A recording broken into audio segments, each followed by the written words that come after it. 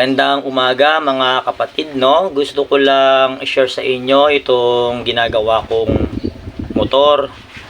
Bali, kinausap ako ng may-ari ng motor. Ang sabi niya, kabago-bago lang daw yung kanyang baterya at lumobo agad. Ang sabi ko, baka sa ano lang yan, sa wiring. Ngayon, tinignan ko naman yung wiring niya. Gumamit ako ng test lamp. Napatunayan ko nga na yung kulay yellow niyang wiring ay hindi nakakonect dun sa stator coil. Kaya nung sinoli ko, binalik ko, akala ko ayos na. Ang nangyari pala ay may problema talaga yung kanyang stator coil. Hindi pala yung pagkabunot ng kulay yellow ang dahilan kung bakit lumolobo ang kanyang baterya. Tara, punta na natin. Ito kapatid, no, yung kanyang stock na regulator. Bali yan pa ang nakakabit. Punta tayo dun sa kanyang voltmeter. Ito mga kapatid, no, ibuksan natin yung susi. Yan, meron siyang 13.2. Paanda rin natin kapatid, no.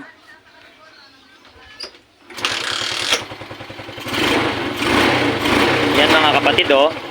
Bali pag linalakasan ko yung kanyang revolution, umaabot siya ng 19 volts.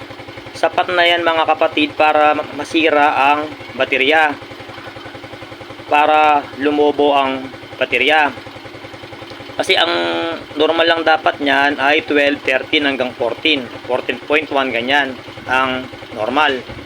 Pero sa kasong ito, maabot siya ng 19. Ayan, oh. Yan. Dito mga kapatid, no, yung may-ari ng motor ay inakala niya na sira ang kanyang regulator. Bali, bumili pa siya ng regulator. Bali, ang nagbenta sa kanya ay nabili niya ng 200 pesos na regulator. Pinalitan niya. Ilalagay natin ngayon yung nabili niyang regulator.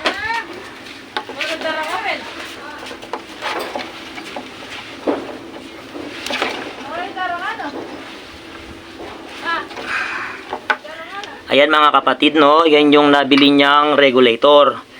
Subukan natin kapatid, no, kung titino na ba yung kanyang voltahe. Ito mga kapatid, no, susiyan natin uli yung volt, yung kanyang susi. Yan, meron siyang 13.5 na karga ng baterya. Paanda rin natin, no. Ayan mga kapatid, oh. Yun. Bali, pares lang sila ng voltahe nung stock at saka yung nabili niyang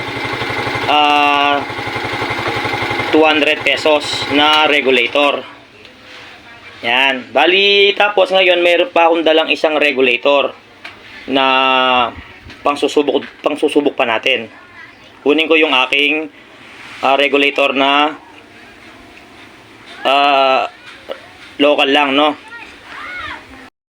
Dito mga kapatid, no, susubukan ko pa yung isa kong regulator. Local lang siya. Subukan natin, no.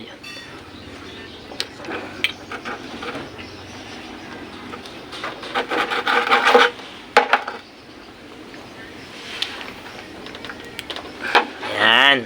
Doon na tayo sa voltmeter. Buksan na natin ang susi. Yan, meron siyang 13.5.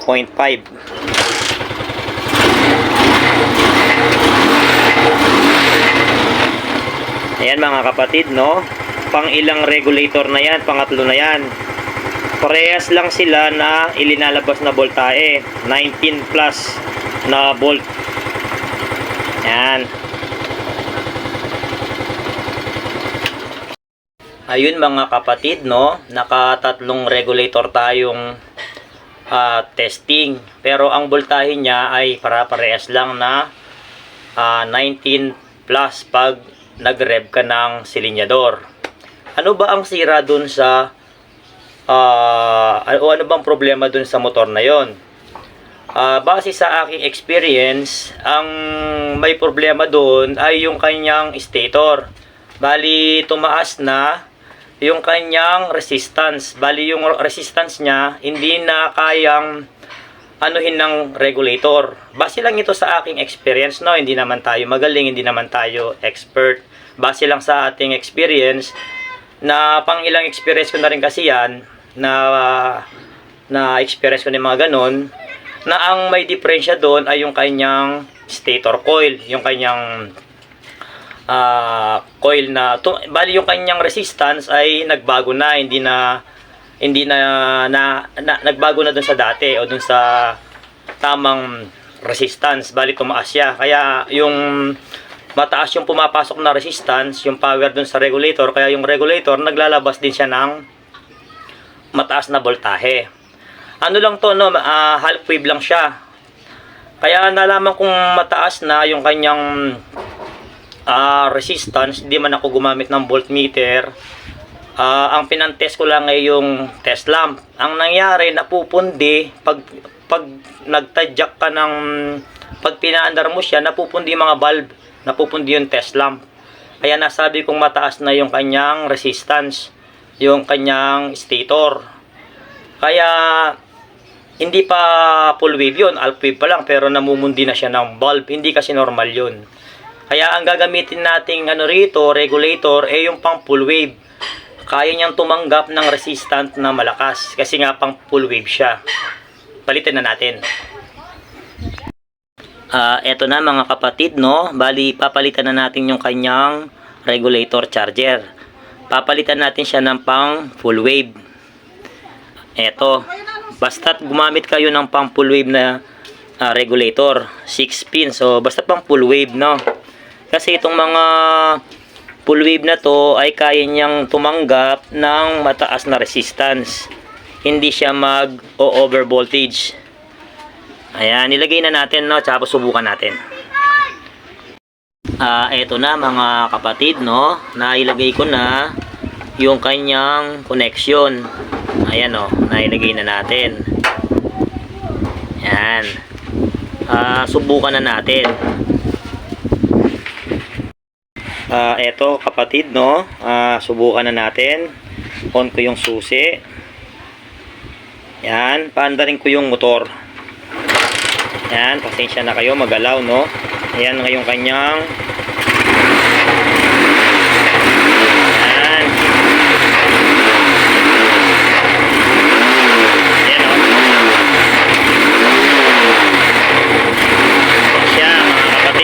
bali yung regulator lang ang ating pinalitan dito, no?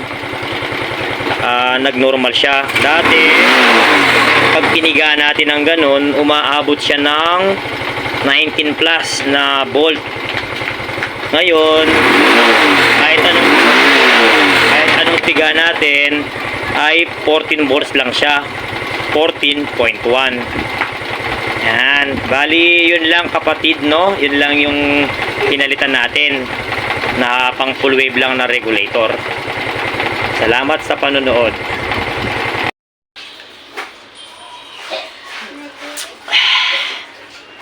At kung nagustuhan nyo po yung ginawa ko pong videos, huwag nyo pong kalimutan na mag-subscribe po sa aking YouTube channel at i-like po ang video. Salamat po sa panonood. Isa-shoutout lang po natin si Cristina Garcia. Siya po yung may-ari ng motor. Shoutout po sa inyo, Cristina Garcia.